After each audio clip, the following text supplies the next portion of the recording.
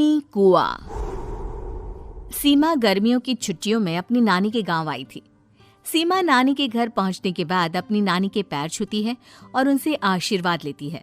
तभी उसकी नानी उससे कहती है, इतनी बड़ी हो गई मेरी सीमा, चल जल्दी से हाथ मुंह धो ले, मैं तेरे लिए खाना लगा देती हूँ। भूख लगी होगी ना? हाँ नानी, भूख तो लग रही है मुझे, आपके हाथ के बने हुए पीले दाल और चावल खाने की। कितना टाइम हो गया है मुझे आपके हाथ का बना हुआ दाल चावल खाए हुए। तू तो नौकरी में व्यस्त थी, तो तुझे कहाँ से टाइम मिलेगा अपनी नानी के लिए? और जब इतने टाइम बाद आई है तो ज्यादा टाइम के लिए रुक कर जाएगी तू। हाँ नानी, इस बार पूरे 2 महीने के लिए आई हूँ। सीमा की नानी अंदर जाकर उसके लिए खाना बनाने लगती है।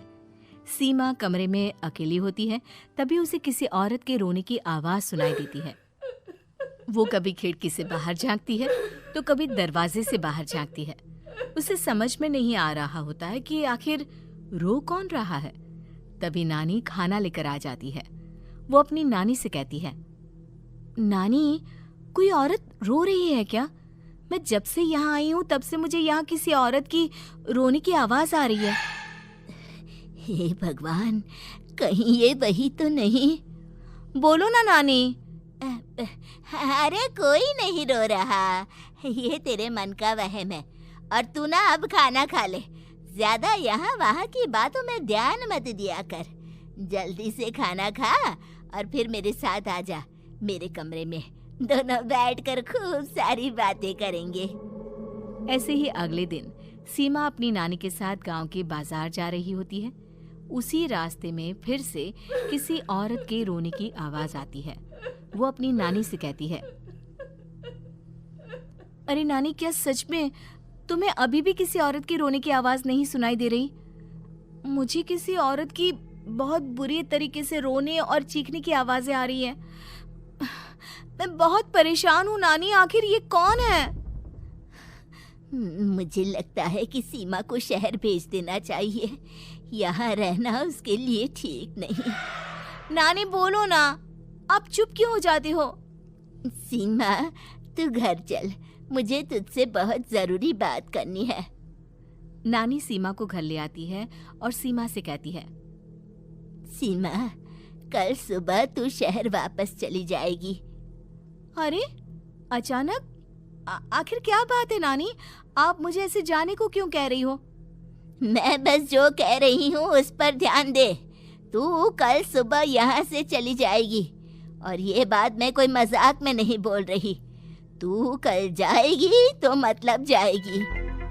अरे नानी, चली जाऊंगी मैं, ठीक है, पर आखिर बात क्या है ये तो बता दो।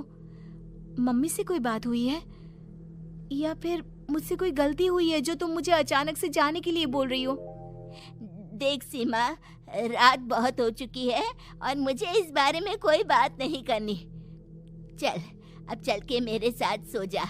सुबह की बस पकड़कर तुझे शहर भी तो जाना है।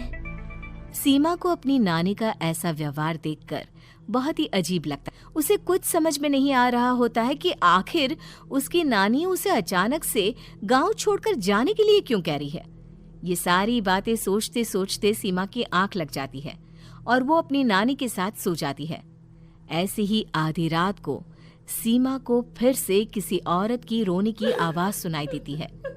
वो उस औरत की आवाज सुनकर बार बार करवटें बदल रही होती है और तभी उसे सपने में भी एक अजीब सी औरत की परछाई दिखाई देती है, जो इतना चीख चीख कर रो रही होती है कि सीमा डरकर उठ जाती है। वो पूरे पसीने पसीने हो रही होती है। वो अपने आसपास देखती है तो घर में बिल्कुल शांति का माहौल होता है। सीमा घबरा जाती है। वो अपनी नानी को जगाने की कोशिश करती है, मगर उसकी नानी नहीं जगती। सीमा को फिर से उस औरत की रोने की आवाज सुनाई देती है। आखिरकार सीमा अपने आप को रोक नहीं पाती और वो घर का दरवाजा खोलकर बाहर निकलती है। आखिर ये माजरा क्या है? आज तो मैं पता करके रहूंगी। अब आवाज का पीछा करते हुए सीमा आधी रात को गांव के चौपाल के पास बने कुएं के पास पहुंच जाती है, जहां कुएं की चारों ओर बेड़ियां लगी होती हैं।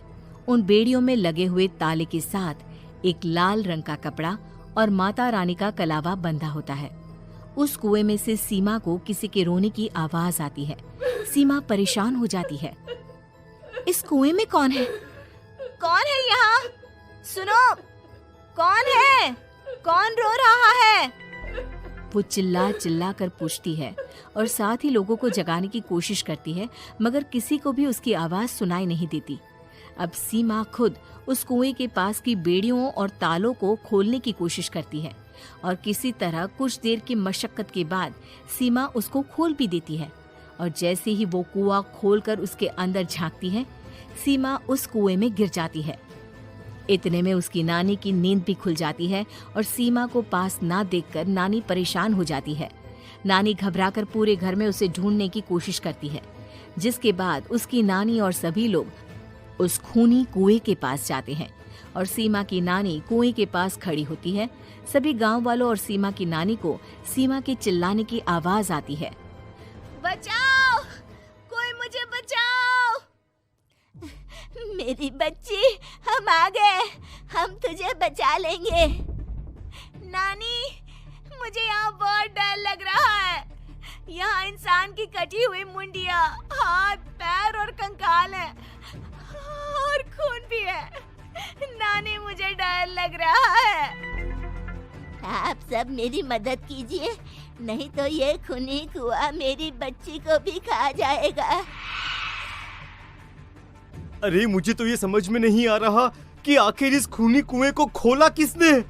सालों पहले इसको इतनी मुश्किलों के बाद तांत्रिक बाबा ने बंद किया था।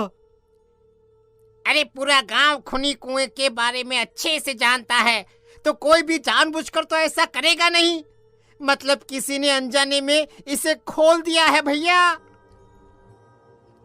सीमा को इस बारे में मालूम नहीं था और जब से वो यहाँ आई थी तभी से उसे किसी औरत के रोने की आवाजें भी सुनाई दे रही थी।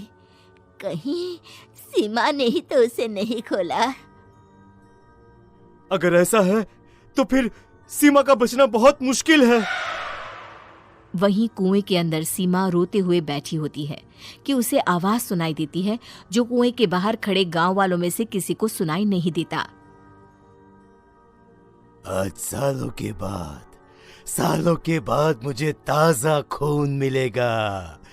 तेरा खून पीकर आज मैं अपनी प्यास बुझाऊंगा।